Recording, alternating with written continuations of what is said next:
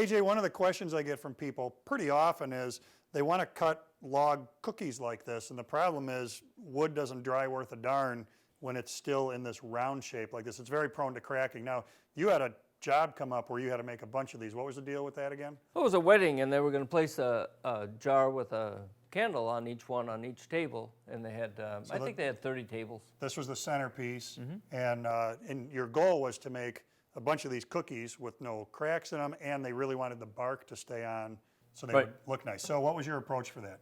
Well, I took a green log, which someone gave me, and tried a couple of methods for cutting them, and getting them even was a bit of a problem. So I ended up making a sled for the bandsaw. It's in the article on the website. Yeah, so we've got the sled for cross-cutting these babies is in an article on the WoodWorkers Guild of America site. You can get all the details on that sled. So you came up with a way to uniformly cut your cookies. Right. Then you had all these dripping wet sections. Right, and to prevent the cracking, I treated them with pentacryl, and the pentacryl, this drinks it up pretty fast. This, even though it's green wood, it drank up quite a bit of it. And you soak them or brush them? No, I just brushed it.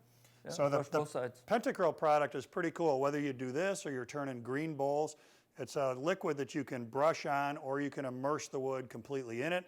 And the key is it absorbs into the cells and it stabilizes them. And this is, how old is this one again?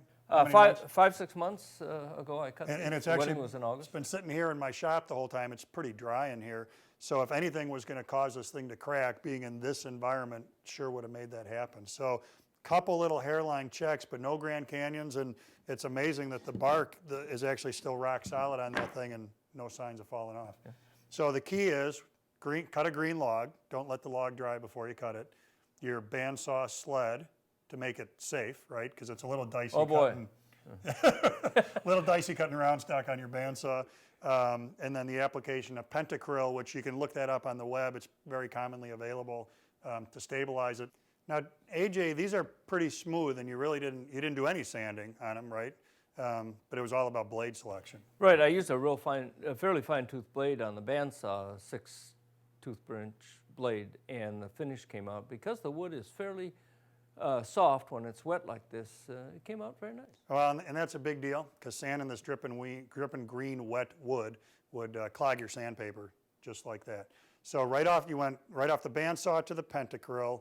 Once the pentacryl had a chance to do its job, a little bit of top coat on here. What did you use for that? I used just a polyurethane satin. Okay. So this is a great recipe AJ came up with here. Bunch of components to think about. That sled is on the WWGOA site, so you can have a look at that, make sure you're cutting these things safely. Then the solution of using the pentacryl to stabilize it. Blade selection, 6 TPI bandsaw blade for a nice smooth cut, and a little bit of polyurethane over the top, and they're really going to do a good job of being nice and stable so you don't crack them and you don't lose your bark and you don't lose your cookies when you're trying to make log cookies. Thanks, AJ. Thank you, George.